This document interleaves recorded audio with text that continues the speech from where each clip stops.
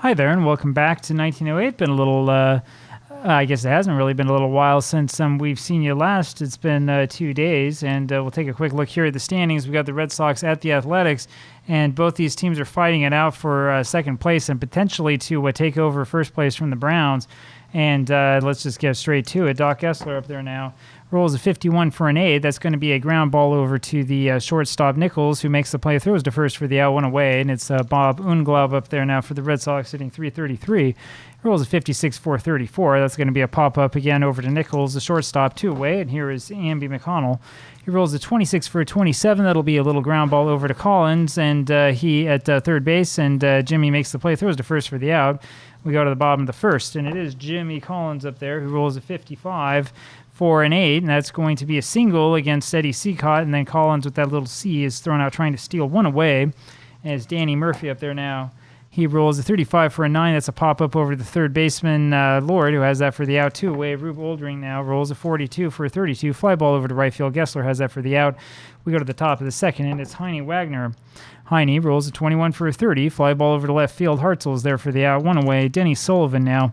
Once you get past Wagner in the Boston lineup, you get a whole bunch of nothing.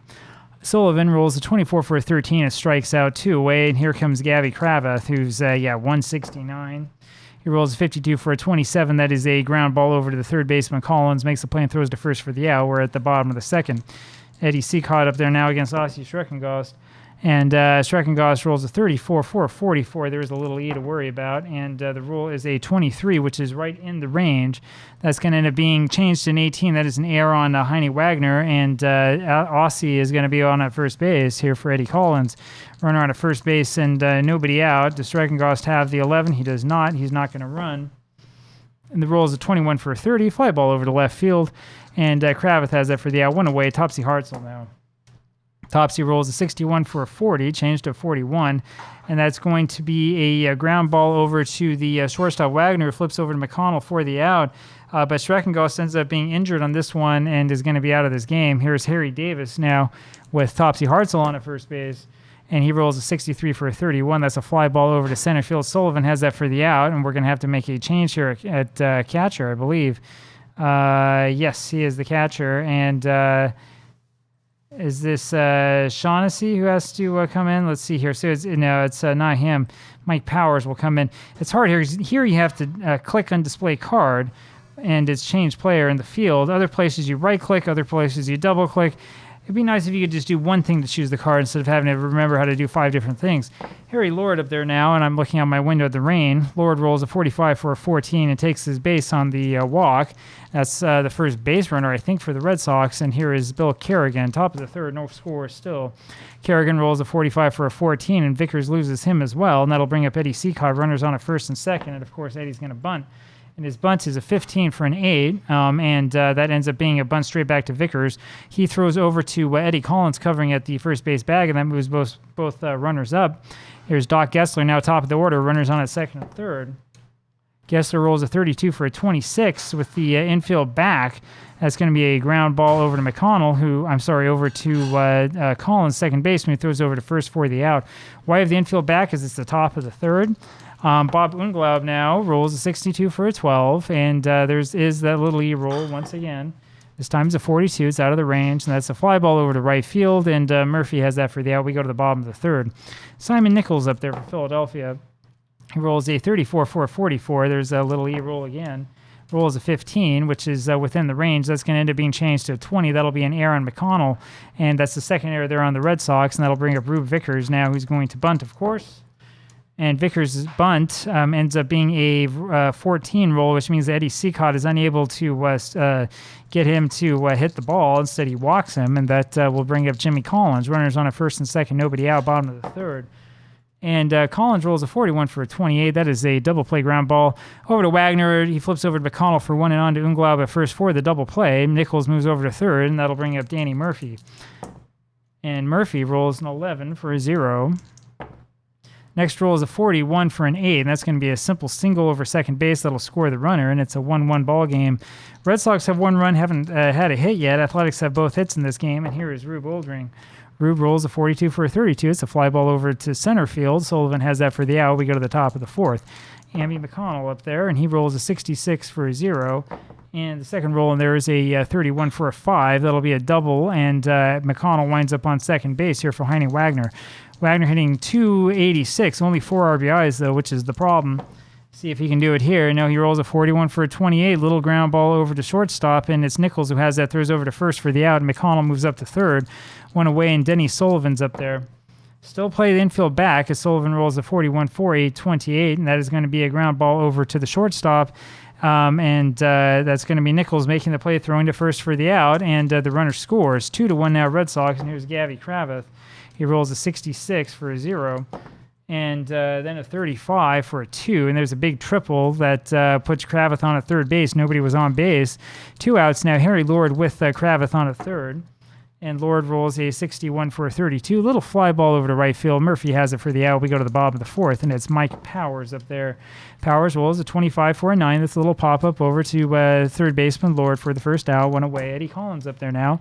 Rolls a 22 for a 7. Single to right field, and that'll bring up Topsy Hartzell. Runner on at first base. Hartzell rolls a 22 for an 8. That's a single to left center field. Allows Collins to go up to second base, and that'll bring up Harry Davis. We're going to go ahead and swing away with Davis despite that 185 average. Not hitting great in this replay so far, but this is a good card. And he rolls a 62 for a 12, so maybe we should have bunted. That ends up being a double play ground ball, and it's going to be Wagner to McConnell and on to Unglaub for the twin killing. We go to the top of the fifth, still 2-1 Boston. Bill Kerrigan up there now rolls a 46 for a 27. That'll be a ground ball over to the third baseman Collins, who throws to first for the out. One away. Eddie Seacott now rolls a 65 for a 35. Here comes that little E-roll, and it's going to be a 52. Seacott ends up popping that one up over to the third baseman, Jimmy Collins, for the second out. 2 away, and it's Doc Gessler, and he rolls a 53 for a 16, changed to 22. That's going to be an error on the pitcher, Vickers. First error of the game for the Athletics, and that'll bring up Bob Unglaub with the runner on at first. And Bob rolls a 41 for a 28 ground ball over to the shortstop, Nichols. He makes the play and throws to first for the out, and he leads off the bottom of the fifth. Simon Nichols leading this one off. He rolls a 66 for a 0. Next roll is a 36 for a 6. That'll be a double to right center field, and that'll bring up Rube Vickers with the runner on at second, and he's going to bunt, of course. He rolls a 35 for a 13. There's a foul strike, not exactly what you want to see. Next is a 24 for a 13, so 2 strikes there on Vickers. He's going to try to bunt again, might as well.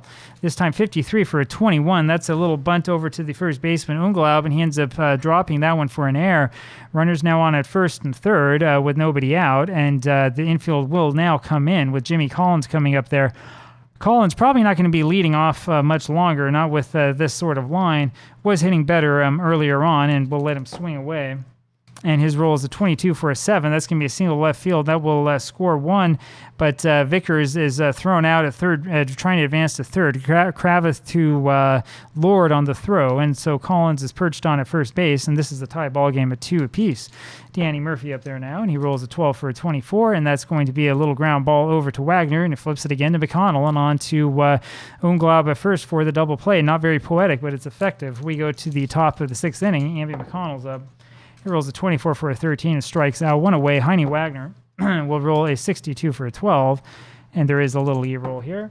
It's a 25 just out of the range. That'll be a ground ball over to Davis, who makes the play at first base and goes to the bag by himself. 2 away, and it's Denny Sullivan. Sullivan rolls a 21 for a 30. Fly ball over to left field, and Hartzell has it for the out. We go to the bottom of the 6th inning. Rube Oldring up there for the White Elephants. He rolls a 44 for an 8. That's a single to left center field. 7th hit for the Athletics. That'll bring up Mike Powers, the catcher, who's going to bunt. Probably shouldn't have. Oh, that's right. He had to come in because Schreckengoss got injured. Powers will bunt, rolls a 45 for a 14, and Seacott once again with the man up trying to bunt ends up losing him to the walk. Here's Eddie Collins now, runners on at first and second. Collins rolls a 33 for a 0, and now here come the bats. The next roll there is a 35 for a 6. That's going to be a double, and that will score 1 runner. The second runner ends up being thrown out of home. On that play goes Kravitz to Wagner and on to Kerrigan for the out, but Collins is perched on at second base. 1 out here at bottom of the 6th. 3-2 Athletics, and it's Topsy Hartzell. Hartzell rolls a 46 for a 29. That's a ground ball over to Unglaub. Flips that over to Eddie Seacott covering the bag. Collins moves to third. 2 away, Harry Davis up. He rolls a 35 for a 14, takes his base on the walk, and that'll bring up Simon Nichols. And Nichols rolls a 56 for a 34. That's going to be a little E-roll, first of all. And it's a 43 out of the range. That'll be a pop-up over to the first baseman, Unglaub, who has that one. We'll go up to the top of the 7th inning, and I'm going to pause this for the time being. All right, guys, right here back at you. 3-2 ball game here going to the top of the 7th inning. Another good game, just like the one that we had yesterday. Here's Gavy Kravitz, who rolls a 65 for a 35, and here comes the little E-roll. It's a 14 within the range. That's going to be an error. Change to a 19. That's going to be an error on Jimmy Collins, the third baseman for the Athletics. It's their second error of this game. 5 errors so far between the two teams combined. That brings up Harry Lord. Now that it's the 7th inning, we have to slow down a little bit and kind of pick our spots. We're going to bunt with Lord, and he rolls a 53 for a 19. That is a bunt back to Vickers, the pitcher, who throws over to first for the out, and Kravitz is able to move up to second base. Here's Bill Kerrigan, and now Boston has 2 chances to try to drive that run in. Kerrigan hitting a woeful 111 with a 158 on-base percentage. Not doing much. He rolls a 52 for a 27, and that's a ground ball over to third base. Jimmy Collins has it, throws to first for the out, 2 down, and it's Eddie Seacott. Eddie Seacott, of course, not that much of a hitter, but he's hitting 273. That's a lot better than Kerrigan. And he rolls a 42 for 13, strikes out. That does it. We go to the bottom of the 7th inning, and it's Rube Vickers here leading this off for the Athletics. Vickers has held Boston down to 2 hits today. He rolls a 16 for a 28. That's a ground ball over to the shortstop, Wagner, who makes the play and throws to first for the out. 1 away. Jimmy Collins up there again. And Collins rolls 61 for a 32, another out for Jimmy. Hits a fly ball over to Gessler in right field for the second out, 2 away. Danny Murphy now, who's provided some of that offense for Philadelphia so far this year, and he rolls a 66 for a 0. And the next roll is a 32 for a 7. So there's a base hit to right field, hit number 9 for the Athletics, and this will bring up Rube Oldring, the runner on at first base. Oldring also 1 for 3 today.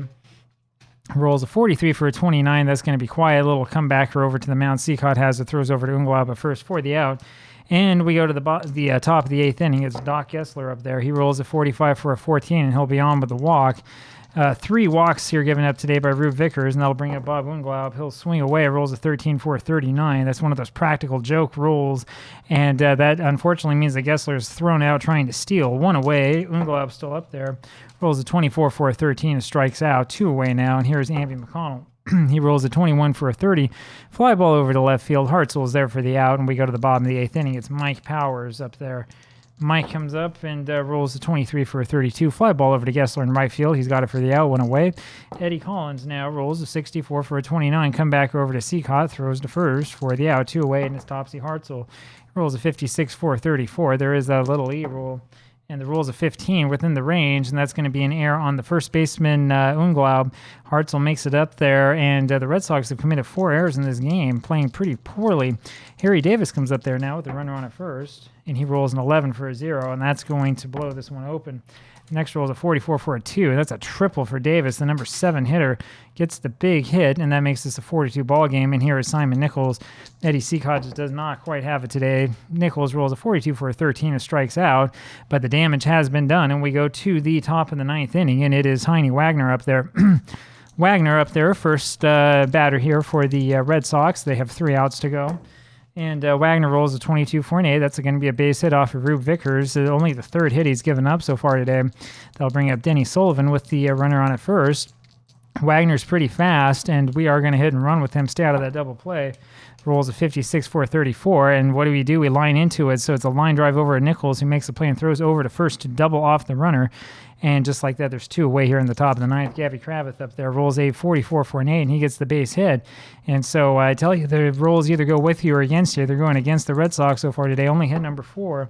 And Harry Lord rolls a 13 for a 39. Changed here to a 36. That'll be a wild pitch on Vickers, and Kravitz is able to move up to second base.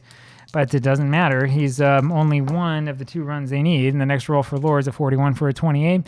That's a ground ball over to Nichols. The shortstop makes the play and throws to first for the out, and that does it. So the Athletics are able to come away with this win 4-2, and they might be able to move into first place. We do still have the Browns to play. It's going to be not the day after tomorrow, but in 4 days from now, you'll be able to see the Browns play. And, of course, if St. Louis loses, then the Athletics and the Browns will be I think the Athletics will have a half game up on them. So we'll see what happens as things are finally starting to pan out here in the American League in 1908. Athletics with a big win, 4-2, and the big offensive performance. Hope you enjoyed this, and I'll talk with you again tomorrow. Bye-bye.